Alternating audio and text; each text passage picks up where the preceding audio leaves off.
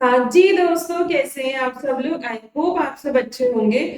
आज हम अपने क्वेश्चन बैंक डिस्कशन में आगे बढ़ते हैं। आज हम रिवाइज करेंगे ऐसे 240 auditors responsibilities relating to fraud in an audit of financial statements.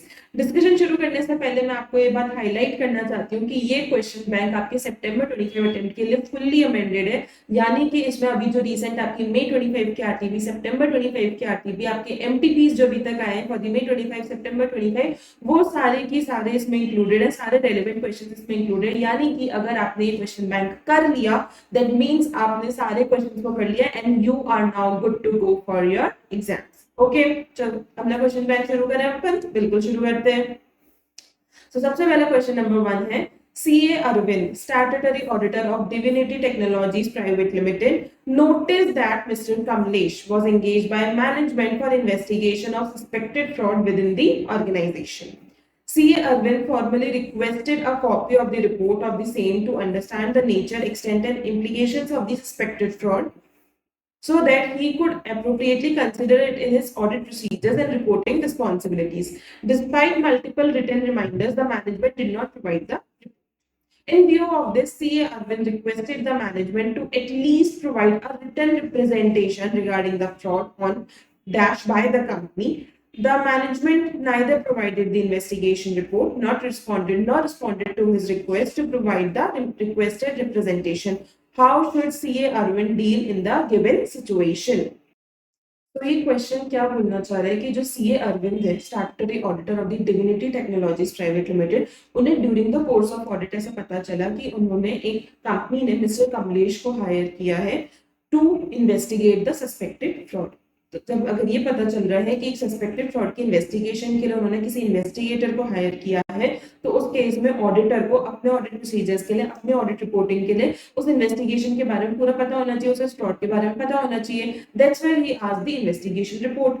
तो मैनेजमेंट ने वो प्रोवाइड नहीं करा है मल्टीपल रिमाइंडर्स पे। तो उन्होंने बोला कि भाई ठीक है, अगर आप मुझे रिपोर्ट नहीं प्रोवाइड करा पा रहे हो तो एटलीस्ट मुझे रिटर्न रिप्रेजेंटेशन दे दो, एक रिटर्न में डॉक्यूमेंट दे दो कि क्या फ्रॉड हुआ है, उसे कैसे डील किया गया है, उसमें क्या क्या लॉस हुआ है कंपनी को, क्या क्या उन्होंने मतलब कौन इसमें गिल्टी था, क्या वो पकड़ा जा चुका है। इस तरह से मुझे एक रिटर्न रिप्रेजेंटेशन बना करके दे दो। लेकिन मैनेजमेंट ने ना ही इन्वेस्टिगेशन रिपोर्ट प्रोवाइड कराई, ना ही रिटर्न रिप्रेजेंटेशन प्रोवाइड कराया। तो अब ऐसे केस में सीए अरविंद को क्या करना चाहिए? तो देखो, ये क्वेश्चन सिर्फ ऐसे 240 का नहीं है। फ्रॉड की बात हुई, सस्पेक्टेड फ्रॉड की, तो हाँ यहाँ पे ये ऐसे 240 का क्वेश्चन बनता है, लेकिन ये मल्टीपल पॉइंट्स को कवर कर रहा है। यहाँ पे क्या क्या पॉइंट्स है अपने, यहाँ पे सस्पेक्टेड फ्रॉड से अपना बनता है ऐसे 240। Let me just highlight it. Suspected fraud की वजह से ये बना ऐसे 240, एंड सस्पेक्टेड फ्रॉड की ही वजह से हम section 143 subsection 12 of the companies act, जो कि बात करता है कि अगर कंपनी पे फ्रॉड किया गया है which is more than 1 crore और 1 करोड़ से ज्यादा का है, तो उस केस में हमें सीजी को भी इसमें बताना होता है कि यहाँ ऐसा फ्रॉड हुआ है। तो यहाँ पे अभी सिर्फ इन्वेस्टिगेशन हुई है, हमें अमाउंट के बारे में पता नहीं है। तो अगर 1 करोड़ से कम होगा तो भाई कंपनी का मैटर है, अगर 1 करोड़ से ज्यादा का तो हमें उसमें सीजी को भी बताना होगा। तो इसमें दोनों पॉइंट्स अपने कवर हो गए, ऐसे 240 का भी कवर हो गया, उसके अकॉर्डिंग तो हमारी रिपोर्टिंग होगी होगी। लेकिन इसमें अगर 1 करोड़ से ज्यादा का होगा तो हमें 143.12 के अकॉर्डिंग भी रिपोर्टिंग करनी होगी टू सीजी। तो एक पॉइंट तो अपना यहाँ पे कवर हो गया। उसके बाद यहाँ पे रिटर्न रिप्रेजेंटेशन की भी बात कर ली गई है। तो रिटर्न रिप्रेजेंटेशन में कौन सा ऐसे आ गया हमारा 580 ऐसे आ गया, तो उसके बारे में भी यहाँ पे बात की जाएगी। एंड अब अगर एक कंपनी है जो मतलब उसमें गड़बड़ी चल रही है, एंड एक नॉर्मल अगर अपन जो बैंकिंग कंपनी होती है, इंश्योरेंस कंपनी होती है, उनको हटा करके अपन एक नॉर्मल सोचे तो एक हर नॉर्मल कंपनी पे कारो भी एप्लीकेबल होता ही होता है। यानी कि हम जो अपनी इंडिपेंडेंट ऑडिट रिपोर्ट में रिपोर्टिंग करते हैं उसके साथ हमें जनरली हर कंपनी में कारो रिपोर्टिंग भी करनी होती है, एक्सेप्ट जो उस कारो रिपोर्टिंग के जो क्राइटेरिया होते हैं, एलिजिबिलिटी क्राइटेरिया होते हैं, उनसे बाहर हो, जो कि अपने बहुत ही लिमिटेड कंपनीज होती है। बैंकिंग कंपनी हो गई, इंश्योरेंस कंपनी हो गई, गवर्नमेंट कंपनी हो गई, या फिर कोई पर्टिकुलर कंपनी है जिसकी जो लिमिट है पेड अप शेयर कैपिटल की वो कम है, तो वो कंपनी से बाहर होती है। अदरवाइज जनरली हर कंपनी पे कारो रिपोर्टिंग की एप्लीकेबिलिटी होती है। तो हमें इसमें कारो रिपोर्टिंग के बारे में लिखना होगा, ये मानते हुए कि हाँ इसमें क्या कारो भी एप्लीकेबल है। मतलब हम तो एक बार जनरली यही मान के चल रहे हैं कि कारो भी एप्लीकेबल हो तो उसमें क्या रिपोर्टिंग हमारी जाएगी। तो इस तरह से हमारे क्या क्या पॉइंट्स कवर किए जा रहे हैं, कारो कवर किया जा रहा है, 240 तो है ही है, सेक्शन 143(12) कवर हो रहा है इसमें एंड ऐसे 580 भी इसमें कवर हो रहा है। तो हमें सारे पॉइंट्स के रिगार्डिंग बात लिखनी है इसमें, फिर फैक्ट्स ऑफ द केस भी लिखना है एंड देन अकॉर्डिंगली हमें अपने आंसर को कंक्लूड करना है। तो देख लेते हैं नीचे क्या लिखा हुआ है। As per SA 240, the auditor's responsibilities relating to fraud, मतलब नाम लिखा हुआ है, auditor is responsible. Second.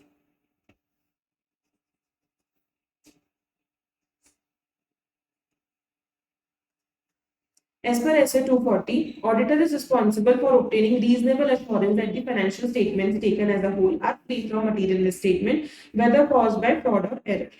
As per SA 580, if management modifies or does not provide the requested WS, it may alert the auditor to the possibility that one or more significant issues may exist. तो देखो ये तो बस एक general अपनी line लिखी हुई है कि 240 में क्या मतलब होता है, 580 में हमें क्या करना होता है। तो ये तो जनरलाइज लाइंस हो गई। नीचे चलते हैं, अब आगे नीचे अपना facts of the case. In the instant case, auditor observed that there was an investigation conducted at the instance of the management on a possible suspicion of fraud. Therefore, auditor requested for investigation report, which was not provided by the management despite of many reminders. Auditor also insisted for WR, written representation in respect of fraud on or by the company. For this request also management remained silent. उन्होंने written representation भी नहीं दिया। Facts of the case ही चल रहे हैं हमारे। It may be noted that if management does not provide one or more of the requested WRs, auditor shall discuss the matter. अब ये यहाँ से 580 के बारे में शुरू हो गया, जो हम 580 में लिखते हैं कि अगर हमारा रिक्वेस्टेड डब्ल्यूआर मैनेजमेंट ने प्रोवाइड नहीं कराया तो उसके बाद हमें क्या प्रोसीजर्स अपने लगाने होते हैं। हमें उनकी इंटीग्रिटी चेक करनी पड़ती है, हमें चेक करना पड़ता है कुछ छुपाने की तो कोशिश नहीं करते, कोई ऐसा फ्रॉड या फिर ऐसी कुछ बड़ा मिसस्टेटमेंट तो नहीं है क्या। एंड फिर हम उनसे पूछते भी हैं कि यार आपके रीजंस क्या है छुपाने के, आप हमारे रीजंस बताओ। अगर हमें लगता है कि रीजनेबल है तो ठीक है, अगर रीजनेबल नहीं है तो फिर हम आगे और बातचीत करते हैं। It may be noted that if management does not provide one or more of the requested WRs, auditor shall discuss the matter with management, re-evaluate the integrity of the management, and evaluate the effect that this may have on the reliability of representation, oral or written, and audit evidence in general, and take appropriate actions, including determining possible effects on opinion in the auditor's report. क्या क्या points हो गए इसमें भाई? सबसे पहले हम बात करेंगे, डिस्कस करेंगे, फिर उनकी इंटीग्रिटी चेक करेंगे, री-इवैल्यूएट द इंटीग्रिटी, एंड फिर जो वो हमें रिटन रिप्रेजेंटेशन जिस मैटर के ऊपर नहीं दे रहे हैं उस मैटर को कितना मटीरियल है, वो हमारी ओपिनियन को कितना इफेक्ट करेगा, वो हमें एक बार इवैल्यूएट करना होगा। एंड देन अकॉर्डिंगली हमें अपने एप्रोप्रिएट एक्शंस लेने होंगे कि भाई हमें लग रहा है कि मटीरियल इफेक्ट है तो हम उसके अकॉर्डिंग अपनी क्वालिफाइड ओपिनियन दे सकते हैं, मटीरियल इनपरवेसिव लग रहा है तो हम qualified and disclaimer of opinion दे सकते हैं, क्योंकि हमें यहाँ पे WR मिला नहीं है, हमारे पास ऑडिट एविडेंस है नहीं है, यानी कि हमारा प्रेजेंट इफेक्ट नहीं है, वो हमारा पॉसिबल इफेक्ट हो सकता है। पॉसिबल इफेक्ट में हमारी कौन सी ओपिनियन आती है? डिस्क्लेमर ऑफ ओपिनियन आते हैं। ये सब हमने किस में पढ़ा हुआ है? हमारे ऐसे 700 में modifications to the opinion in an audit of financial statements. ठीक है, यहाँ तक कवर हो गया। आगे further as per section 143(12) of the companies act 2013, अब अपनी बात किसकी हो रही है? 143(12). अभी तक अपन ने क्या क्या बात कर ली? हमने 240 और 580 के बारे में बता दिया, आधे केस में हमने फैक्ट्स ऑफ द केस को डिटरमाइन कर दिया, एंड देन हमने 580 के बारे में भी लिख दिया है। अब अपना नेक्स्ट पॉइंट चल रहा है 143(12). देखो इन्होंने एक सीक्वेंस में लिखा है, आपको बस क्या करना है, एक बार आइडेंटिफाई करना है कि हमारे कौन कौन से केसेस इसमें हाईलाइट हो रहे हैं, कौन कौन से एसेज सेक्शंस इसमें कवर हो रखे, उनको एक बार आपने आइडेंटिफाई कर लिया, देन आप अपने क्रोनोलॉजी के अकॉर्डिंग, आपको जरूरी नहीं कि आईसीआई ने जो क्रोनोलॉजी बनाई है आप उसको फॉलो करो। भाई ये तो पॉसिबल है ही ना, आज हमने इन सारे पॉइंट्स को कवर किया, हो सकता है आगे कोई नया क्वेश्चन ये बनाए उसमें डिफरेंट पॉइंट्स को कवर करे तो उसमें आपको क्रोनोलॉजी पहले से ही पता नहीं हो सकती है, तो उस केस में आप क्या कर सकते हो, अपने अकॉर्डिंग भी क्रोनोलॉजी बना सकते हो। बस हाँ एक प्रॉपर आपका ड्राफ्टिंग में आंसर होना चाहिए। ओके, आप कोई भी क्रोनोलॉजी अपने अकॉर्डिंग फॉलो कर सकते हो। ये भी क्वेश्चन दोबारा आता है, अपने अकॉर्डिंग क्रोनोलॉजी फॉलो करोगे कहीं मार्क्स डिडक्ट नहीं होंगे, बिकॉज उसमें आपने सारे पॉइंट्स कवर किए होंगे, right. As per section 143(12) of the Companies Act, if an auditor of a company in the course of the performance of his duties, ये 143(12) की स्टैंडर्ड लाइन लिखी हुई है, इसमें कोई अलग से बना के नहीं, जो स्टैंडर्ड लाइन लॉ की है वो लिखी हुई है यहाँ पे। Auditor has reason to believe that an offence involving fraud is being or has been committed against the company by officers or employees of the company। हाँ ये लाइन आपको बहुत मतलब समझने की जरूरत है। 143(12) एंड कारो के अंदर 143(12) में हम कौन से ऑफेंस को कवर करते हैं? उसमें हम वो ऑफेंस को कवर करते हैं जो कि कंपनी के ऊपर हुआ होता है, किसके द्वारा, बाय ऑफिसर्स, बाय एम्प्लॉयज और by any other third party. उन्होंने कोई फ्रॉड किया कंपनी के ऊपर तो वो इसमें कवर होता है। लेकिन कारों के अंदर दो केसेस कवर होते हैं, कोई फ्रॉड कंपनी के ऊपर हुआ वो तो कवर होता ही होता है, लेकिन अगर कंपनी ने ही किसी के ऊपर फ्रॉड कर दिया यानी कंपनी ने ही ओवरऑल कोई फ्रॉड किया है वो भी कारों के अंदर कवर होता है। यानी कि 143(12) में सिर्फ एक केस कवर होता है जब कंपनी के ऊपर फ्रॉड हुआ हो। ओके, क्या लिखा हुआ है अब आगे, is being or has been committed against the company by officers or employees of the company, he shall immediately report the matter to CG in case of amount of fraud of 1 crore or above। यानी 1 करोड़ या उससे ज्यादा का fraud होगा तो ही उस case में हम जाकर के सीजी को रिपोर्ट करेंगे। और ऑडिट कमेटी और बोर्ड इन अदर केसेस, और अगर 1 करोड़ से नीचे का होगा तो उस केस में हम ऑडिट कमेटी अपने बोर्ड को जाकर के बताएंगे कि भाई फ्रॉड हुआ है आपकी कंपनी में। In case the amount of fraud involved is less than 1 crore within such time and in such manner as may be prescribed। यहाँ पे टाइम वगैरह का नहीं लिखा हुआ, वैसे नॉर्मल अपने लीगल टाइम कितना है 45 डेज के अंदर हमें ये बताना होता है, बट यहाँ पे आप इतना भी लिखोगे विद इन सच टाइम, और आपने ये लाइन लिखी भी नहीं कि कितने टाइम में बताना है, आपने बस इतना लिख दिया कि हमें सीजी को जाकर रिपोर्ट करना है, ऑडिट कमेटी और बोर्ड को जाकर रिपोर्ट करना है, वो भी काफी होगा। अब कारों की रिपोर्टिंग आ गई। The auditor is also required to report as per clause 11 of paragraph 3 of CARO 2020 whether any fraud by the company और any fraud on the company, दोनों कवर हो गए, बाय द कंपनी और on the company has been noticed or reported during the year, if yes, nature and amount involved is to be indicated, whether any report under subsection 12 of section 143 यानी वही 143(12) के अंदर अगर हमने कोई reporting करी है, कोई बताया है तो उसको भी हमें यहाँ पे कवर करना होगा, यानी जो 1 करोड़ से ऊपर का होगा वो भी हमें कारों में तो बताना ही होगा। has been filed by auditors in form ADT4 as prescribed under rule 13 of the company's audit and auditors rules 2014 with CG। ठीक है, नेक्स्ट आगे क्या लिखा हुआ है, अब अपना आ गया लास्ट पॉइंट ऐसे 240 से रिलेटेड, यानी ऊपर तो हमने सारे अपने इधर उधर के पॉइंट्स को कवर कर लिया, यानी हमारा ऐसे 580 यहाँ पे कवर हो गया, हमारा कारो यहाँ कवर हो गया, हमारा 143(12) यहाँ पे कवर हो गया। अब लास्ट में आ गया हमारा ऐसे 240। If as a result of a misstatement resulting from fraud or suspected fraud, auditor encounters exceptional circumstances that bring into question auditor's ability to continue performing the audit। अब देखो यहाँ पे केस क्या बना था, फ्रॉड हुआ है, सस्पेक्टेड फ्रॉड के लिए इन्वेस्टिगेशन हुई है, उसने रिपोर्ट मांगी, दी नहीं, उसने रिटर्न रिप्रेजेंटेशन मांगा, दिया नहीं, तो अब उसे लग रहा है कि यार इतने कुछ मटेरियल इम्पैक्ट्स है, मटेरियल सस्पेक्टेड फ्रॉड्स है जिसके बारे में मुझे बताया नहीं जा रहा है, जो कि मेरी ऑडिट रिपोर्टिंग को मटेरियली इम्पैक्ट कर सकता है, जो फाइनेंशियल स्टेटमेंट्स करेंटली प्रिपेयर हुए हैं उन्हें मटेरियली चेंज कर सकता है, मेरी पूरी जो रिपोर्टिंग मैंने करी है अभी तो मैंने अनक्वालिफाइड ओपिनियन दिया, ये मेरी एडवर्स ओपिनियन में कन्वर्ट कर सकता है। अगर ऐसे सिचुएशंस बन रहे हैं तो उसे लगेगा कि यार अगर मुझे ये सब दिया नहीं गया तो मैं किस तरह से अपनी रिपोर्टिंग करूंगा, इससे बेटर है कि मैं इस पूरे एंगेजमेंट से विड्रॉ कर लूं, क्योंकि अगर मैंने अपना साइन कर दिया तो मेरे ऊपर भी बात आ जाएगी कि एज एन ऑडिटर मैंने क्या देखा। तो अगर ऐसे केस बन रहे हैं जो कि एक मटेरियल मिसस्टेटमेंट लग रहा है ना, आपके पास कोई भी एविडेंसेस नहीं है, तो उस केस में आप क्या सोचोगे कि यार मैं विड्रॉ कर जाऊं। तो वही पॉइंट्स अपने यहाँ पे लिखे हुए कि अगर इस तरह की सिचुएशन बनती है कि आपको विड्रॉ करना पड़े तो उसमें क्या प्रोसीजर आपका रहेगा। The auditor shall determine professional and legal responsibilities applicable in the circumstances, including whether there is a requirement for auditor to report to the person or persons who made the appointment, or in some cases to regulatory authorities। हमें सबसे पहले जाके देखना होगा कि क्या हमें reporting करने की जरूरत है क्या to the TCWG, to the members जिन्होंने हमें अपॉइंट किया है क्या, और to any regulatory authority. For suppose अगर कोई लिस्टेड कंपनी है तो हमें क्या सेबी को जाके कुछ बताने की जरूरत है क्या, तो हमें वो भी डिटरमाइन करना होगा क्या हमारी लीगल रिस्पॉन्सिबिलिटीज है। Consider whether it is appropriate to withdraw from the engagement where withdrawal from engagement is legally permitted। क्या हमें withdraw करना चाहिए, क्या हम legally permitted है। And if auditor withdraws, and अगर वो withdraw करता है मतलब applicable होगा, मतलब उसे अलाउ होगा तभी कर रहा है वो विड्रॉ, अगर वो विड्रॉ करता है तो discuss with appropriate level of management and TCWG auditors withdrawal from the engagement and reasons for withdrawal. Management के साथ TCWG के साथ डिस्कस करो कि आप भाई विड्रॉ करो, आपके रीजंस क्या है विड्रॉल के, and determine whether there is a professional और legal requirement to report to person और persons who made the audit appointment, or in some cases to regulatory authorities auditors withdrawal from the engagement and the reasons for withdrawal। यानी जो ऊपर वाला point था वही घूम करके वापस बी पॉइंट बन गया। ओके, तो अगर मटेरियल मिसस्टेटमेंट के केस बन रहे हैं तो उस केस में ऑडिटर को क्या करना चाहिए, वो पॉइंट्स अपने यहाँ पे गिवन है, which is a direct theory based question, यानी आप इतना पॉइंट बोलोगे तो ये डायरेक्ट क्वेश्चन है।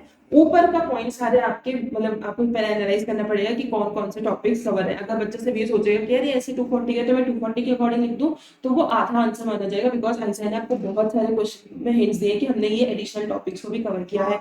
एंड जब क्वेश्चन आएगा आपके एग्जाम में तब तो आपको पता नहीं होगा कि हमें 240 से रिलेटेड ही लिखना है, तो उसमें तो आपको सारे प्रोबेबल केसेस को कवर करना होगा। So it's a very good question, आपको इसे दोबारा एक बार देखना चाहिए, आपको खुद एनालाइज करना चाहिए कि यार हाँ okay this point reflects this additional topic as well. Okay, तो आप इस क्वेश्चन को स्टार मार्क करके रखिएगा फॉर योर मल्टीपल रिविजन्स। ठीक है, आगे चलते हैं। Next question number 2. In the course of audit of Quick Limited, you suspect that management has made misstatements in financial statements intentionally to deceive the users and to succumb to pressure to meet market expectation. मतलब आपको fraud के suspect हो रहा है, मतलब आपको suspected fraud लग रहा है। Elucidate how fraudulent financial reporting may be accomplished. देखो ये first question बना हमारा, इसमें क्या पूछा, हाउ फ्रॉडुलेंट फाइनेंशियल रिपोर्टिंग में बी अकम्प्लिश्ड। ये हमारा बिल्कुल डायरेक्ट थ्योरी बेस्ड क्वेश्चन है इसी हेडिंग के साथ कि हम कैसे फ्रॉडुलेंट फाइनेंशियल रिपोर्टिंग कर सकते हैं। बिल्कुल डायरेक्ट थ्योरी बेस्ड क्वेश्चन। आगे क्या लिखा है, and also discuss techniques of committing fraud by management overriding of controls. मतलब ये भी हमारा डायरेक्ट क्वेश्चन बन गया, techniques of management override of controls. दोनों ही हमारे बिल्कुल डायरेक्ट थ्योरी बेस्ड क्वेश्चन है। नीचे आपके पास आंसर लिखे हुए हैं, ये तो हमारा फ्रॉडुलेंट फाइनेंशियल रिपोर्टिंग का हो गया, एंड नीचे ये हमारा techniques of management of override of controls, उसके पॉइंट्स यहाँ पे कवर हो गए। बिल्कुल डायरेक्ट थ्योरी बेस्ड क्वेश्चन है, इसमें मैं आपको रीड नहीं करा रही बिकॉज डायरेक्ट है, अपना टाइम सेव करने के लिए। ठीक है, आगे चलते हैं। Question number 3. Meshes Kumar and Company Chartered Accountants were appointed as statutory auditor of PC Limited for the financial year 2021. During course of audit, one of the partners, CA Kumar, observed that there is misappropriation of assets in the form of theft of entities inventory and is perpetrated by employees in relatively small and immaterial amounts. Fraud में अपन ने देखो दो तरह के पड़े हुए, एक होता है fraudulent financial reporting एंड दूसरा होता है misappropriation of assets। यहाँ पे बातें भी किसकी हो रही है, misappropriation of assets की बात हो रही है। Okay, CA Kumar is concerned with the existence of certain circumstances for increasing susceptibility of assets to misappropriation. Guide CA Kumar with respect to risk factors related to misstatements arising from misappropriation of assets with reference to relevant standards on auditing. यानी कि ये पूरा अब हमारे misappropriation of assets से related बात कर रहा है। हमारे कितने तरह के फ्रॉड रिस्क फैक्टर्स होते हैं, हमारे फ्रॉड रिस्क फैक्टर्स होते हैं तीन तरह के। एक होता है इंसेंटिव या प्रेशर या फिर अपॉर्चुनिटी या फिर रैशनलाइजेशन। इंसेंटिव प्रेशर में क्या होता है कि मैंने आपको पहले भी, मैं चलो थोड़ा सा आपको एग्जांपल देके याद दिला देती हूँ। इंसेंटिव प्रेशर में क्या होता है, मैं एक सेल्स पर्सन हूँ, मेरे बॉस ने मुझे बोला कि अगर आपने इतना सेल्स नहीं किया इस महीने में तो हम आपको जॉब से निकाल देंगे, और अगर आपने जॉब वो पूरा कर दिया तो मैं आपको प्रमोशन दे दूंगा। तो मेरे पास यहाँ पे इंसेंटिव भी है कि मुझे प्रमोशन मिलेगा, मेरे पास प्रेशर भी है कि अगर मैंने नहीं किया तो मुझे नौकरी से निकाल देंगे। तो ये हो गया। दूसरा अपॉर्चुनिटी, भाई आपको दिख रहा है कि यार मैं आराम से ना इन गुड्स की चोरी कर सकती हूँ, इन्वेंट्री की चोरी कर सकती हूँ, बिकॉज यहाँ पे तो कोई ये लोग रिकॉर्ड रखते ही नहीं है, बॉडी हो क्या जो गार्ड है वो भी सो रहा है, मैं तो आराम से चोरी कर सकती हूँ। तो यहाँ पे मुझे कंट्रोल्स की वीकनेस दिखी, तो मेरे पास अपॉर्चुनिटी है कि मैं हाँ चोरी कर सकती हूँ। थर्ड हो गया रैशनलाइजेशन, कि भाई कंट्रोल्स नहीं है, गार्ड सो रहा है, तो भी मेरे अंदर का कॉन्शियस मुझे बोल रहा है कि यार नहीं, मैं ऐसे चोरी वगैरह वाली चीजें नहीं करूंगी। अगर मेरा कॉन्शियस ऐसा बोले तो मैं चोरी नहीं करूंगी, मेरा कॉन्शियस बोल रहा है कि हाँ बढ़िया है, सब सो रहे हैं तो अपन चोरी कर लेंगे। तो अपने तीन तरह के फ्रॉड रिस्क फैक्टर्स ये वाले होते हैं, incentive, pressure, opportunity and rationalisation to act. अब यहाँ पे उन्हीं तीन फैक्टर्स के अंदर हमें डिटेल में जाके लिखना है, जो कि हमारा डायरेक्ट थ्योरी बेस्ड क्वेश्चन है, डायरेक्ट हमारे जो थ्योरी नोट्स में लिखा हुआ है for each fraud risk factor. तो सबसे पहले यहाँ पे तो ऐसे 240 की बात लिख दी, देन नीचे हमारा मिस एप्रोप्रिएशन ऑफ असेट्स से रिलेटेड लिखा हुआ है। Miss appropriation of assets can be accomplished in a variety of ways including stealing physical assets और intellectual property.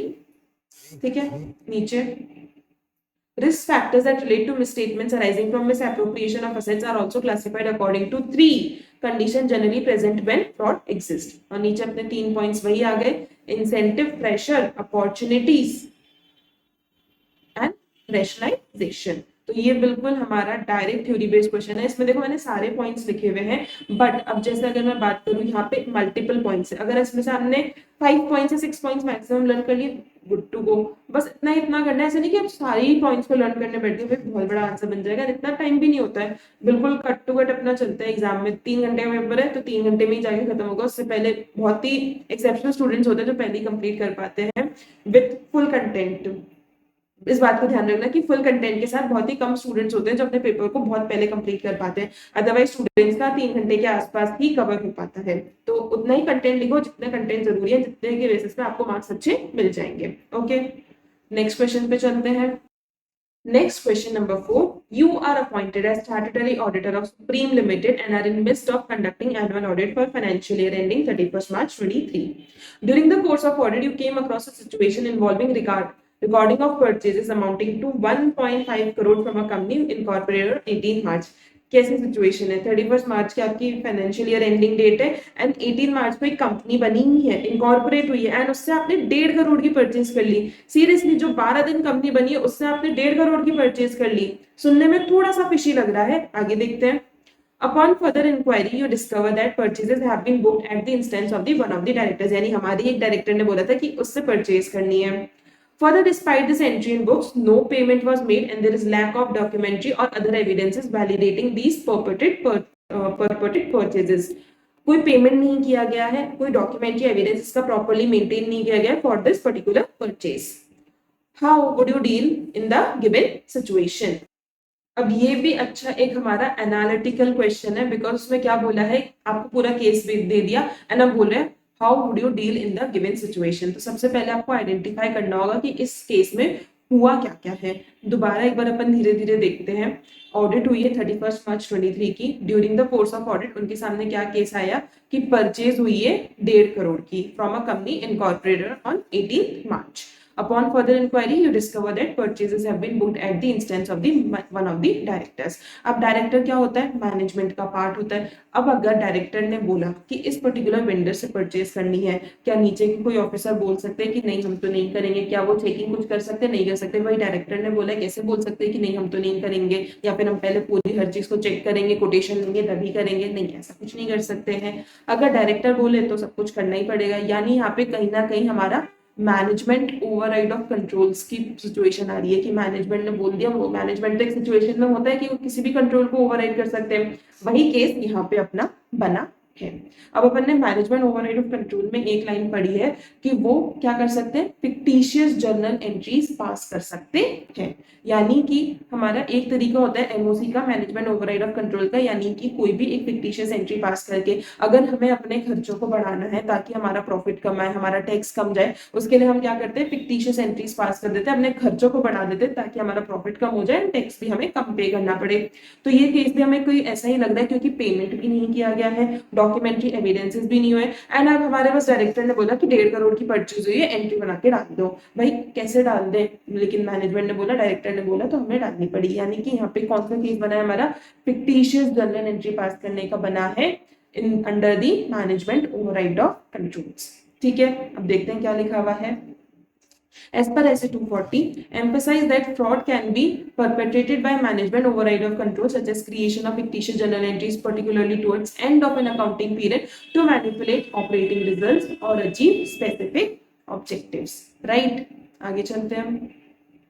In case of Supreme Limited, where purchases of 1.5 crore were recorded at year end without supporting evidences, it became apparent during the investigation that the company had entered fictitious journal entries to manipulate operating results. यानी कि देखो यहाँ पे अब एक facts of the case लिखे हुए थे कि हमने 1.5 करोड़ की अपनी परचेज करी है, वो लग रहा है कि उन्होंने एक फिक्टिशियस जर्नल एंट्री पास करी है to manipulate the operating results. यानी एक छोटा सा फैक्ट्स ऑफ द केस का पॉइंट है यहाँ पे। आगे, गिवन दिस सिचुएशन, अब यहाँ पे आपको थोड़ा सा एनालाइज करना पड़ेगा कि यार अब यहाँ पे एक मटेरियल मिसस्टेटमेंट हुआ है, 1.5 करोड़ की इन्होंने परचेज दिखाई, उस केस में हम क्या कर सकते हैं? या तो हम बोलेंगे कि भाई इसको हटाओ, या फिर अगर वो नहीं मानते तो उस केस में हमें ही अपनी कुछ रिस्पॉन्सिबिलिटीज के अकॉर्डिंग हमें ये मैटर किसी को रिपोर्ट करना होगा, या फिर अगर हम अलाउेबल होगा हमें, तो हम एंगेजमेंट से विड्रॉ कर जाएंगे। यानी ये कौन से पॉइंट्स आ गए कि हमें क्या प्रोसीजर अडॉप्ट करना चाहिए एट द टाइम ऑफ जब हमें कोई एक मटीरियल मिसस्टेटमेंट हमें अपने सामने दिखता है। तो उसके अपन ने अभी ऊपर 3 पॉइंट्स पढ़े थे, वही 3 पॉइंट्स यहाँ पे पैराग्राफ फॉर्म में गिवन है। आप आराम से इसे अपने पॉइंट्स फॉर्म में लिख सकते हो, उसी के ऐसे मार्क्स देगा। यहाँ पे इस तरह से उन्होंने पैरा फॉर्म दे दिया, नहीं चलता। बच्चों से तो वो एक्सपेक्ट वही करते हैं कि वो जिस तरह से पॉइंट फॉर्म में उसी तरह से आपको देना है, राइट। तो ये पॉइंट्स अपने वो कवर हो गए। यहाँ पे नीचे यहाँ पे एक्स्ट्रा में इन्होंने रिपोर्टिंग के पॉइंट्स भी कवर करे हैं, विच इज 143.12 एंड क्लॉज 11। जो अपन ने ऊपर पढ़ा था 143.12 में कब आता है, जब 1 करोड़ या उससे ज्यादा का हो, एंड कारों में कब आता है, दोनों ही तरह के आते हैं। कंपनी ने किया हो, कंपनी के ऊपर हुआ हो, 1 करोड़ से ज्यादा 1 करोड़ से कम हो, सारे के सारे कारो रिपोर्टिंग में आते ही है। ठीक है, तो इसमें हमने क्या क्या पॉइंट्स कवर हो गए भाई। सबसे पहले तो मैनेजमेंट ओवरहेड ऑफ कंट्रोल के पॉइंट कवर हुआ। उसके बाद अपना अगर मिस्टेक और क्या करना चाहिए वो पॉइंट्स कवर हो गए, एंड देन फिर हमारे रिपोर्टिंग के पॉइंट्स कवर हो गए इन 143.12 एंड कारो क्लॉज 11। ठीक है, तो ये क्वेश्चन भी अच्छा है। बच्चे इसमें मैक्सिमम कितना सोच पाएंगे, यहाँ तक सोच जाएंगे बच्चे कि भाई अगर मिसस्टेटमेंट हुआ है तो उस केस में हमें डिस्कस करना होगा, विड्रॉ कर सकते होंगे तो विड्रॉ कर लेंगे। लेकिन आगे रिपोर्टिंग के पॉइंट्स को बच्चा शायद नहीं सोच पाए, बिकॉज उतना दिमाग शायद नहीं चले अगर पहले से क्वेश्चन को नहीं पता है तो। लेकिन क्वेश्चन ने क्या बोला है, how would you deal with this situation, यानी आप इस सिचुएशन में क्या करोगे, यानी स्टार्ट टू एंड आप क्या करोगे। एंड तो हमारा रिपोर्टिंग ही होता है, अगर हम विड्रॉ नहीं कर रहे हैं तो हमारा लास्ट पॉइंट होता ही रिपोर्टिंग का है, यानी कि इसमें हमें स्टार्ट टू एंड सब कुछ कवर करना है। ओके, तो देखो क्वेश्चंस को पढ़ के थोड़ा सा एनालाइज करने की कोशिश करो कि आंसर्स बन कैसे रहे हैं, क्वेश्चन में ऐसा क्या स्पेसिफिक लिखा होता है जिस वजह से आंसर बड़ा बन जाता है, आंसर छोटा बन जाता है। तो अगर इस तरह से लग रहा है कि how would you deal with the situation, यानी आपको स्टार्ट टू एंड एंड तक खत्म करना है। एंड हर प्रोसीजर का एंड अलग हो सकता है, लेकिन अगर हम एक ऑडिट की बात करें तो उसमें एंड प्रोसीजर हमेशा रिपोर्टिंग का होता है, तो आपको रिपोर्टिंग को तो जरूर जरूर जरूर इसमें लेना ही होगा। ठीक है, तो अच्छा क्वेश्चन था। एक दो बार मैं सजेस्ट करूंगी पर्सनली कि आप इसे खुद भी पढ़ो, ताकि आपको समझ में आए कि ओके हमें आंसर फ्रेमिंग किस तरह से करनी है अगर हमारे सामने कोई भी एनालिटिकल क्वेश्चन आता है तो। ठीक है, आगे चलते हैं। Next question. Arihant Limited was engaged in business of owning and managing hotels and resorts, selling tourism packages and performing airline bookings. यानी multiple business में है, owning and managing hotels, resorts, selling tourism packages and performing airline bookings, यानी multiple काम से। For corporate and individuals, यानी इसमें भी corporate का भी है, individuals का भी है। It appointed Upadhyay and Company as its statutory auditor for 23-24. While planning audit team decided that risk of improper revenue recognition from hotel business should not be treated as a fraud risk. Audit team ने planning के time में decide कर लिया कि हम जो revenue recognition है उसमें हमारा कोई फ्रॉड रिस्क वगैरह हम नहीं ढूंढेंगे, वो एकदम सही होगा। भाई पहले से कैसे डिसाइड कर सकते हो, पहले देख तो लो आरईपी में, रिस्क असेसमेंट प्रोसीजर में, कि उसमें कुछ प्रॉब्लम तो नहीं है रेवेन्यू रिकॉग्निशन में। This conclusion was based on assessment of earlier years. पुराने सालों के बेसिस पे आज उन्होंने डिसाइड कर लिया प्लानिंग में कि हम उसमें कोई फ्रॉड रिस्क नहीं है। Wherein no fraud was identified in revenue recorded from such business. While testing internal financial control over process of revenue recognition, अब जब असल में उन्होंने टेस्टिंग शुरू करी अपनी, it was identified that controls are not properly designed to mitigate the risk of fraud and risk of improper revenue recognition. Proper controls नहीं है. As a result, audit team decided to perform additional substantive testing. उन्होंने substantive testing, अगर controls नहीं है तो उसमें हमें फिर detail testing में जाना ही पड़ता है. However, audit team still were to the conclusion there is no risk of fraud in the revenue recognition. Still उन्होंने ये conclude किया कि कोई भी fraud नहीं है. During course of substantive testing, it was identified that management did not account for revenue received from corporate hotel bookings amounting to 43 crore. यानी उन्हें जो corporate hotel bookings आती थी उसमें उन्होंने revenue 43 करोड़ का अपनी बुक्स में दिखाया ही नहीं था, बिकॉज वो पैसा किसके पास गया था, एक डायरेक्टर के अकाउंट में गया था, कंपनी के अकाउंट में आया नहीं, तो उन्होंने अपनी बुक्स में उसको शो भी नहीं किया, उन्होंने अपना रेवेन्यू डिप्लीट किया है। These amounts were partially received in company's bank accounts and partially received in the CFO's personal account. The amounts received in bank account of company were disclosed as advances received against future bookings. And जो उनके company के bank account में पैसा आया भी था वो उन्होंने किससे दिखाया, एडवांस दिखाया अगेंस्ट दी फ्यूचर बुकिंग्स, यानी आज का वो रेवेन्यू नहीं है, इस तरह से उन्होंने दिखाया। यानी वो हर तरीके से अपने रेवेन्यू को कम से कम दिखाने की कोशिश कर रहे हैं यहाँ पे। In the light of above scenario, kindly guide statutory auditor with respect to their responsibility relating to fraud in an audit of financial statements. यानी आपके सामने फ्रॉड एकदम सामने आ चुका है कि वो अपने रेवेन्यू को कम से कम दिखाने की कोशिश कर रहे हैं। यानी ऐसे 315 में जब आपने अपने पूरा रिस्क असेसमेंट प्रोसीजर करा तब आपके सामने ये बात तो आ गई, आपके डिटेल प्रोसीजर में आपके सामने ये बात आ गई कि यस यहाँ पे रेवेन्यू रिकॉग्निशन में फ्रॉड तो है। अब अगर आपने फ्रॉड आइडेंटिफाई कर लिया है तो उसके हमें फिर रिस्पॉन्स भी आइडेंटिफाई करना पड़ेगा। रिस्पॉन्स हमारा कैसे होता है, दो तरीके से हो सकता है, या तो ओवरऑल फाइनेंशियल स्टेटमेंट लेवल पे या फिर पर्टिकुलर असर्शन लेवल पे, राइट। तो ये तो हमारा एक पर्टिकुलर आइटम से रिलेटेड है, रेवेन्यू रिकॉग्निशन से रिलेटेड है, तो उस केस में हमारा कौन सा रिस्क हो गया, कौन सा रिस्क रिस्पॉन्स हो गया, असर्शन लेवल रिस्पॉन्स हो गया। ठीक है, अब एक बार आंसर देखते हैं अपन। तो इस पर्टिकुलर क्वेश्चन में हमारे कितने स्टैंडर्ड्स कवर हो रहे हैं? एक तो ऐसे 240 का है बिकॉज फ्रॉड हुआ है रेवेन्यू रिकॉग्निशन में। दूसरा हमारा यहाँ पे ऐसे 315 भी कवर हो गया which is related to risk assessment procedure, यहाँ पे उन्होंने किए हैं। एंड लास्ट ऐसे 330 which is responses to assess risk, because हमें रिस्क आइडेंटिफाई हुआ तो उसमें हमें रिस्पॉन्सेज भी लगाने होंगे, तो यहाँ पे हमारा 330 भी एप्लीकेबल हो जाएगा। यहाँ पे 3 स्टैंडर्ड्स हम कवर करेंगे, 240, 315 एंड 330। एज पर ऐसे 240 and SA 315, auditor shall identify and assess minimum due to fraud at FS level and at the assertion level for ABCD. ABCD क्या है? Account balance, class of transaction and disclosures. When identifying and assessing minimum due to fraud, auditor shall, based on presumption that there are risk of fraud in revenue recognition, evaluate which type of revenue transaction or assertion give rise to such risk. In accordance with SA 240 and 330, auditor's responses to assessed risk, auditor shall determine overall responses to address the assessed minimum due to fraud at FS level and the assertion level. The presumption that there are risks of fraud in revenue recognition may be rebutted. Examples: rebutted का मतलब क्या होता है? किसी चीज को false prove करना. What do we mean by rebutted? If we are accusing something as false, मतलब कोई क्लेम किया गया है, हम उसको फॉल्स प्रूव करने की कोशिश कर रहे हैं, तो यहाँ पे क्या बोल रहे हैं कि अगर हम ये बोल रहे हैं कि यहाँ पे रिस्क है रेवेन्यू रिकॉग्निशन पे, तो हम उसे किस तरह से फॉल्स प्रूव कर सकते हैं, यानी हम ये बोल सकते हैं कि यहाँ पे कोई भी फ्रॉड नहीं है। उसके क्या एग्जाम्पल्स हैं यहाँ पे? Auditor may conclude that there is no room due to fraud relating to revenue recognition in the case, कौन से केस में आप ये प्रूव कर सकते हो?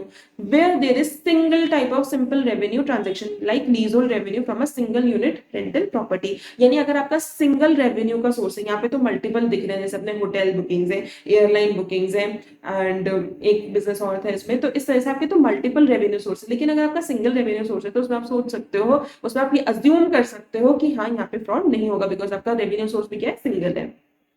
Next, however, when there is complex revenue structure like इस क्वेश्चन में है, or when there is lack of controls on revenue recognition, then there is a high probability of fraud risk and revenue recognition. उस case में आप presume कर सकते हो कि हाँ यहाँ पे फ्रॉड रिस्क होने के चांसेस ज्यादा है।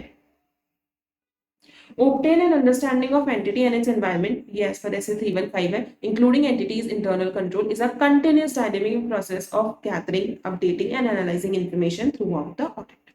In current scenario, अब current की बात करें, अपना जो केस है, company was earning revenue from multiple streams. Also, it was identified that the controls are not properly designed to mitigate the risk of fraud and risk of improper revenue recognition. During the year, it was identified that the management did not account for revenue from corporate hotel bookings amounting to 43 crore. These amounts were partially received in company's bank account and is partially received in CFO's account.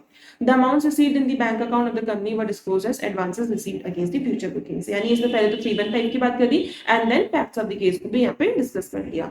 Therefore, auditor while performing RAP shall consider complexity and nature of revenue for determining fraud risk in revenue recognition.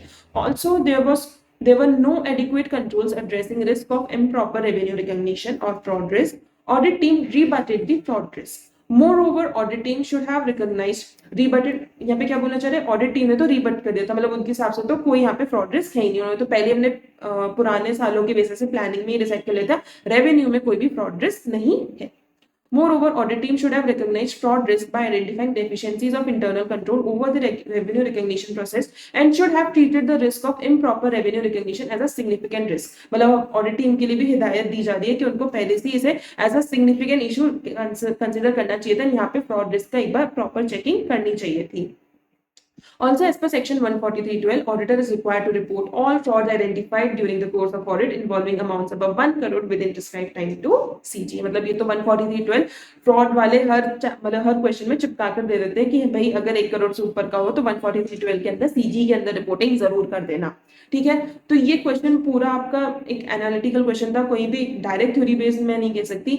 And generally बच्चे इस तरह से शायद language frame नहीं कर पाए, इस तरह से इतना एनालाइज नहीं कर पाए, बट हाँ आप इस तरह से इस क्वेश्चन की मल्टीपल प्रैक्टिस करोगे तो आपको कहीं ना कहीं लैंग्वेज भी थोड़ी सेट होगी और आपको समझ में आएगा कि ओके आईसीएआई ने किस तरह से इस क्वेश्चन की फ्रेमिंग करी, किस तरह से आंसर की फ्रेमिंग करी है। ठीक है, तो it's a very good question, 4 to 5 times आपकी तरफ से मल्टीपल रिविजन इसमें बनते हैं। Next question. My Decor Limited, presently engaged in manufacturing of fabrics, wants to set up a new plant for manufacturing of special kind of fabric, providing an altogether different texture and feel. This kind of fabric has become a hit with retail customers. The company needs to set up plan for manufacturing the above kind of fabric, involving huge capital outlays to stay competitive in the market. You are auditor of the company and find that company's revenue has increased in financial year 23-24 2,000 crore from 750 crores in last year. By the time you started the audit, there was no change in plant capacity, and information regarding need to set up new plant has become known to you during the inquiry of company's personnel. Discuss how you should proceed to deal with the above situation as auditor of the company, paying special attention to ROMM due to fraudulent financial reporting. तो question क्या बोलना चाह रहा है कि ये जो company है माई डेकोर लिमिटेड, इन्होंने इस तरह का फैब्रिक बनाया जो कि बहुत हिट था, एंड अब उसका लार्ज प्रोडक्शन करने के लिए उन्हें एक बड़ी फैक्ट्री चाहिए थी। वो बड़ी फैक्ट्री को सेटअप करने के लिए बहुत सारा इनको पैसा चाहिए, बिकॉज खुद के पास इतना फंड कभी होता नहीं है, जनरली हमें फाइनेंसिंग की नीड पड़ती ही है। तो वो फाइनेंसिंग नीड को पूरा करने के लिए बैंक ऐसा तो है नहीं कि बस हवा में दे देगा, आपका एक अच्छा रेवेन्यू होना चाहिए, उसी के बेसिस पे बैंक भी आपको लोन प्रोवाइड कराएगा। तो हो सकता है कि उस अच्छे रेवेन्यू को दिखाने के लिए ये अपने रेवेन्यू के साथ खेल करे, क्योंकि यहाँ पे लिखा हुआ है कि उनका रेवेन्यू 250 करोड़ से बढ़ गया, जबकि इन्होंने कोई भी अपने प्लांट कैपेसिटी में चेंज नहीं किया था। यानी आपके सेम प्लांट के अंदर आपने इतना प्रोडक्शन कर लिया कि आपका 250 करोड़ से आपका रेवेन्यू बढ़ गया साल का। तो ये थोड़ा सा एक फिशी लगता है। तो यहाँ पे ऑडिटर को एक बार प्रॉपर्ली चेक करना पड़ेगा कि कहीं इन्होंने अपने रेवेन्यू के साथ खेल तो नहीं कर दिया, ताकि इनको आराम से अपने फाइनेंसिंग अरेंजमेंट हो जाए, बिकॉज ये यहाँ पे अंडर प्रेशर है, one of the fraud risk factor में है to arrange the financing arrangement. Okay, देखते हैं क्वेश्चन में क्या लिखा है। The given situation highlights need for company to set up a new plant for manufacturing of special kind of fabric to stay competitive in the market. Setting up of such plant involves huge capital outlays which could entail financing arrangements. Therefore, excessive pressure exists for management to be involved in fraudulent financial reporting. In such a situation, management may be tempted to inflate its revenue to show rosy picture. It is a fraud risk factor and needs to be evaluated by the auditor. अब यहाँ पे facts of the case आ गए। Revenue of the company have jumped from 750 crore in last year to 1000 crore in 23-24 without any change in plant capacity. Auditor may consider said fraud risk factor for assessing ROMM due to fraud. In case of auditor assessing ROMM due to fraudulent financial reporting, audit procedures to address such risk like performing substantive. अब अगर आप इस तरह के risk को identify कर रहे हो, आपको लग रहा है कि सस्पेक्ट कर रहे हो आप इस तरह के रिस्क में, तो आप क्या कर सकते हो, आप डिटेल टेस्टिंग कर सकते हो, आप कंट्रोल टेस्टिंग कर सकते हो। अगर आपके पास कोई मॉडर्न टेक्निक्स है, मॉडल आपके जो अपने होते हैं कंप्यूटर असिस्टेड ऑडिट टेक्निक्स, आप उनको यूज कर सकते हो। तो इस तरह से करके आप यहाँ पे फ्रॉड रिस्क आइडेंटिफाई करने की कोशिश कर सकते हो। Performing substantive analytical procedure related to revenue, use of computer assisted audit techniques to identify unusual revenue transaction and testing controls pertaining to revenue transaction need to be performed. ये भी हमारा एक एनालिटिकल क्वेश्चन है, कोई इसका direct theory based question, मतलब कहीं पे सेट लैंग्वेज नहीं लिखी हुई है, इसमें आपको खुद से एनालाइज करके अपना आंसर लिखना होगा। ठीक है, आगे चलते हैं। Next question. CA Ridhima, internal auditor of Stratspro Limited, has pointed out following deficiencies in internal control of the company in her reports. यानी internal auditor ने कुछ यहाँ पे deficiencies बताई है। Receivables are not reconciled. Customers are provided a credit limit based upon their track record. However, new review of customer credit limit is undertaken at the required intervals. यानी उनको जो credit limit दी जा रही है वो उनके पुराने ट्रैक रिकॉर्ड के बेसिस पे दी जा रही है, उस क्रेडिट लिमिट का, उस क्रेडिट वर्दीनेस का दोबारा से कोई रीवैल्यूएशन नहीं लोग नहीं कर रहे थे। Statutory auditor of company finds that no action has been taken by the company on the said deficiencies pointed out in reports of internal auditor। यानी जो उसने पॉइंट्स बताए थे उसके बेसिस पे उन्होंने कोई भी एक्शन नहीं लिया, मैनेजमेंट ने उसमें कोई भी करेक्शन नहीं किया, कोई भी नए कंट्रोल्स भी नहीं लगाए हैं। What does above situation indicate to statutory auditor of the company? यहाँ पे अब क्या बोला है, इंडिकेट क्या कर रहे हैं आपको, यहाँ पे आप क्या एक्शन लोगे वो नहीं लिखा है। प्लीज आप क्वेश्चन को बहुत अच्छे से पढ़ो। अगर आपका एनालिटिकल क्वेश्चन आ रहा है तो उसमें आपको बहुत ध्यान से क्वेश्चन को पढ़ने की जरूरत है कि क्वेश्चन आपसे चाहता क्या है। वो क्या बोल रहे हैं कि ये सिचुएशन आपको क्या इंडिकेट कर रही है, ये नहीं बोल रही कि आप क्या एक्शन लोगे। तो यहाँ पे आपके एक्शंस नहीं आएंगे, यहाँ पे आपका इंडिकेशन आएगा कि आपको इससे क्या समझ में आ रहा है। तो यहाँ पे हमें एक चीज समझ में आ रही है कि यहाँ पे फ्रॉड रिस्क फैक्टर है under fraudulent financial reporting, under rationalisation to act. यानी ये हमारे एटीट्यूड, हमारे रैशनलाइजेशन से रिलेटेड है कि हम क्या फ्रॉड करने के लिए है क्या। एंड यहाँ तो ये सारे पॉइंट्स को देख के लग रहा है कि हाँ मैनेजमेंट तो खुद ही इन्वॉल्व है फ्रॉड में। क्या लिखा हुआ है, Management failing to remedy known significant deficiencies in internal control on a timely basis is the fraud risk factor for misstatements arising from fraudulent financial reporting. When management does not correct significant deficiencies in internal control on a timely basis, it reflects an attitude, character, or set of ethical values that allow them knowingly and intentionally to commit a dishonest act. यानी उनकी act से लग रहा है कि हाँ भाई ये खुद ही एक डिसऑनेस्ट एक्ट करने में रेडी है. Failure to rectify known control deficiencies pertaining to reconciliation of receivables and review of customer credit limits has the potential to fraud. Lack of timely reconciliation may lead to intentional misstatements. Further, non-reviewing customer limit may lead to grant of credit beyond credit worthiness of the customers. दो चीजें हो सकती है. अगर आप reconciliation time पे नहीं कर रहे हो तो उसमें आपके मिसस्टेटमेंट्स हो सकते हैं. अगर आप क्रेडिट लिमिट को रिव्यू नहीं कर रहे हो तो अगर आपने ऐसे किसी कस्टमर को दे दिया जिसकी आज अच्छी वर्दीनेस नहीं है, क्रेडिट वर्दीनेस नहीं है, तो कभी आपका पैसा ही नहीं लौटाएगा ना, आपको बेड डेट हो जाएगा. तो वो आपको एक सिग्निफिकेंट अमाउंट है जो आपको हिट कर सकता है. तो आपका ध्यान नहीं देने के चक्कर में ये दो पॉइंट्स आपको बहुत हाई इम्पैक्ट दे सकते हैं. It may result in intentional tying up of companies' funds with risky customers due to collusion. The above situation is a fraud risk factor for fraudulent financial reporting. यानी आप यहाँ पे सिर्फ indication लिखने थे, आपको अपने खुद के प्रोसीजर्स नहीं लिखने थे कि ऑडिटर क्या करेगा. ठीक है, तो ये क्वेश्चन भी बहुत अच्छा है, छोटा क्वेश्चन है बट इससे आपको समझ में आएगा कि हमें कितना इन डिटेल में जाकर के क्वेश्चन को रीड करना है. Last question. MN and Associates are statutory auditor of ABC Limited for financial year 23-24. During the course of audit, engagement partner Mr. Manohar notices a misstatement resulting from a suspected fraud that brings into question audit team's ability to continue performing the audit. How should the audit team deal with the situation? Direct theory based question है, हम already in points को cover कर चुके हैं. ऊपर वही points है, क्या हमारी रिस्पॉन्सिबिलिटीज हैं टू रिपोर्ट, क्या हम विड्रॉ कर सकते हैं, विड्रॉ कर सकते हैं तो हमें withdraw and reasons of withdrawal दोनों मैनेजमेंट एंड टीसीडब्ल्यूजी को बताने होंगे. एंड हमारी क्या प्रोफेशनल लीगल रिस्पॉन्सिबिलिटीज हैं to report to the person who made our appointment and to the regulatory authorities of our withdrawal and our reasons for withdrawal. तो वही सारे अपने डायरेक्ट थ्योरी बेस्ड पॉइंट्स हैं. तो इनको मैं दोबारा आपको नहीं पढ़ पा रही हूँ. ठीक है, so here we have completed our all questions related to SA 240 auditors responsibilities in relation to a fraud in the audit of financial statements. ठीक है, सो आई होप इस पूरे डिस्कशन से आपका खुद का टाइम बहुत ज्यादा सेव हो जाएगा in revising all the questions of SA 240. And guys be rest assured, आपके सारे क्वेश्चंस अभी तक के इवन सितंबर 25 के आरटीपी आपके जो एमटीपीज हैं वो भी सारी कवर्ड है. यानी आपने ये कर लिया पूरा, अगर मेरे क्वेश्चन बैंक के क्वेश्चंस को, यानी कि आपने पूरे के पूरे ऑडिट के सारे क्वेश्चंस को कर लिया है फॉर योर सितंबर 25 अटेम्प्ट. ठीक है, सो आई होप ये वीडियो आपको बहुत ज्यादा हेल्प करेगी इन योर प्रिपरेशन. एंड मैं ऐसी और वीडियोस आप लोगों के लिए फटाफट लाती रहूंगी ताकि आपके मैक्सिमम क्वेश्चन बैंक के क्वेश्चंस कवर हो सके. ठीक है, तो जल्दी मिलती हूँ आप लोगों से. Till then stay tune and अपनी पढ़ाई को बहुत अच्छे से करते रहिए. And keep only one thing in your mind that this attempt will be my last attempt. Here this is C Nandini Gupta signing off.